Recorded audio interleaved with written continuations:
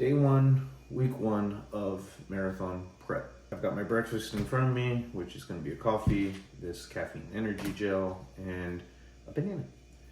I'm trying to eat light because today, as day one, I'm doing a 5-kilometer time trial. I'm doing this because I want to figure out what my threshold heart rate is. And if you don't know what that is, neither did I. So I'm going to do my best to kind of explain this. When you're doing cardio or running or whatever, a lot of reference is made to like zones of training. So you have zone 1, zone 2, zone 3, zone 4, zone 5. Zone 4 is like your threshold pace, right? That's where you're kind of, this is as hard as you can maintain for a long effort. Any faster in your body would slow you down because it's trying to flush out like the lactic acid and stuff that's building up. So zone 5 would be sprinting all out. Zone 4 is just shy of that and you can maintain that fast pace. So I'm trying to find what that threshold pace is.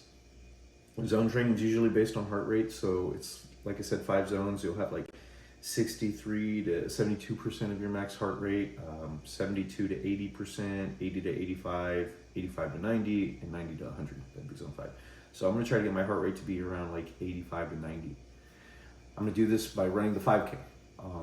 I'm not gonna actually look at my heart rate for the first 2 kilometers. Rather, when I'm done, I'm gonna look at my heart rate for the last 3 kilometers. And as long as I got my pacing correct, I should be able to average that out and know what my threshold heart rate is. And then based off of that, I can use a calculator to figure out, okay, this is where I want my zone 2 to be, my zone 3, this is where my threshold is. There's ways that you can like estimate your max heart rate, certain equations, like, you know, you take something like, I think it's like 207 minus your age times 0.7 or something. That can give you like an estimated max heart rate. And those are great just to start, but everybody's different, right? So there is room for error in that. So from what Christy's explained to me and what I've seen from other running coaches is just, you just got to get out there and do it, right? You got to get out there and do it, collect the data on yourself, and then you can run that through like various calculators and equations and stuff to figure it out. So that's what we're doing. Only eating this light so that way I'm not heavy. And yeah, so next time you see me, I'll have finished my 5K and tell you what I figured out. Bye. Starting up with a 5-minute warm-up. I got 1:45 left. I'm nervous. I don't know why I'm nervous, but I'm nervous. So I guess that's a good thing. Maybe I'm nervous because I want to be able to do this correctly. So I'm not going to push too hard. I think that's, if I've learned anything from lifting weights, guys will push too hard on a set or on a rep or in training, and then they don't get anything out of it. So like long-term progress usually comes from like pushing hard enough.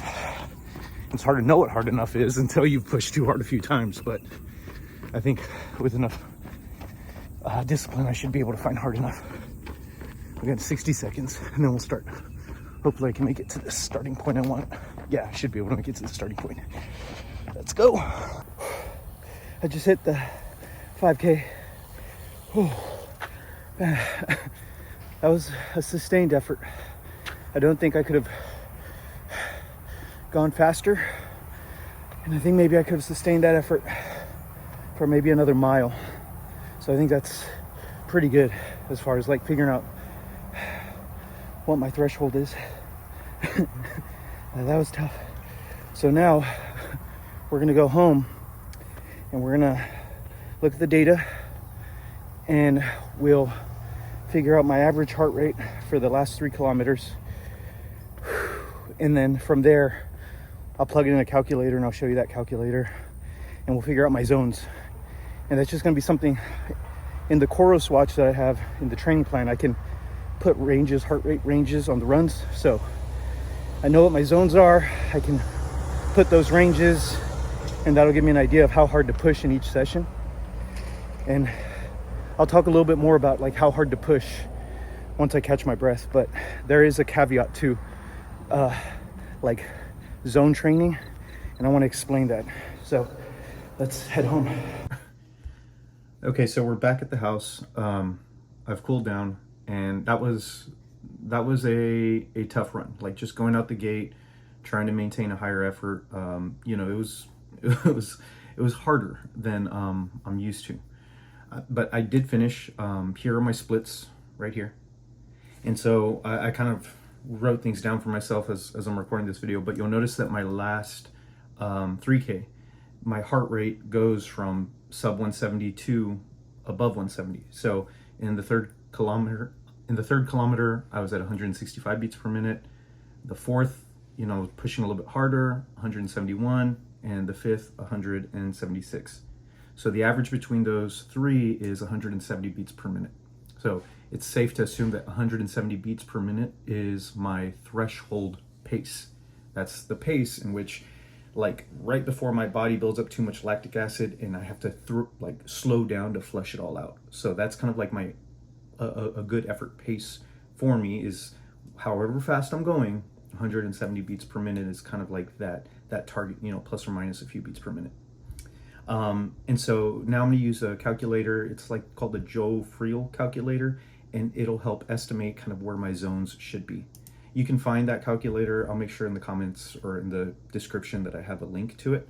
But essentially you do this test and then we're going to enter in 170 into the threshold, and it's going to give me my zones. So for my recovery zones, I want to run 111 beats per minute to 138 beats per minute. My zone 2, 139 to 150. My zone 3, 151 to 158. My zone 4, 160 to 170. And then my zone 5 all out would be 172 to 179. Which is interesting because, you know, just kind of like basing things off of my recovery, like how I felt the next day, how effectively I could like strength train and stuff like that, or even just how I was progressing, I think I already kind of knew my zones. Like the other day I ran and I didn't want to go above 150 beats per minute during my run. Like I was keeping that at 150, and it was kind of like 135 to 150 was the range I was giving myself, just because I knew just from monitoring my runs and paying attention that that's typically where I felt good. And sure enough, like, you know, zone 2 for me is 139 to 150. So it was like right in that spot of what I was expecting. With 151 to 158 would be called like a tempo pace, you know, and then that 160, 170, that would be kind of my threshold. There are other equations that you can use to try to figure this stuff out. One of them is called the Tanaka equation. And so that one kind of estimates your max heart rate based on your age. So for me, I'm 38. So it would be 208 beats per minute minus 70% of your age. And that would come out to a max heart rate of 180 for me, which based even on this time trial is exactly right. Like my zone 5 is 172 to 179. So like it doesn't, there's a lot of different ways that you can figure things out. You know, so you can use kind of like your age, you can use an actual time trial, you can use both and just kind of compare the datas. And that's what I did here. So I'm comfortable with these zones. I think they're accurate. Now here's the caveat that I mentioned earlier. Just like when we're looking at like percentage with weights, right? Like, oh, this is your max, and so you're gonna do 70% of your max or whatever. Like things are variable.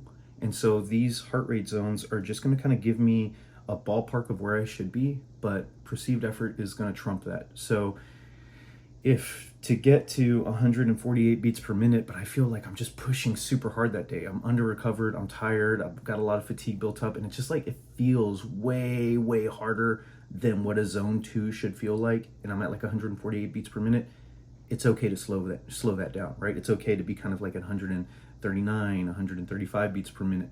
Or like if I'm feeling really, really good, you know, and it's supposed to be, you know, a zone 2 run, but I'm feeling really good and I'm at 148 and it's like, okay, I dip into 152, 155, but I still feel awesome. It feels like a zone 2 run, even at a higher heart rate, like that's going to be okay too. So if you're using zone training, like, yes, these are kind of guidelines, but you have to kind of also adjust to see how you're feeling on the day, and then take that information the next day on how you're recovering. Because if I'm feeling great and I decide to go with it and the next day I'm regretting it, you know, lesson learned there. But if I'm feeling great and I go with it and the next day I still feel great, lesson learned there. So yeah, I've got this all set up. I know what my zones are, which surprisingly are pretty close to what I was already figuring they would be. And now we're just gonna continue on in the week. So I think I'm gonna do this as one video because a lot to mention, and then I might do like another video just to recap like all the training from the week. So yeah, thanks for watching, and hope you follow along as I kind of like try to maintain as much strength as I can while prepping for this marathon. Bye.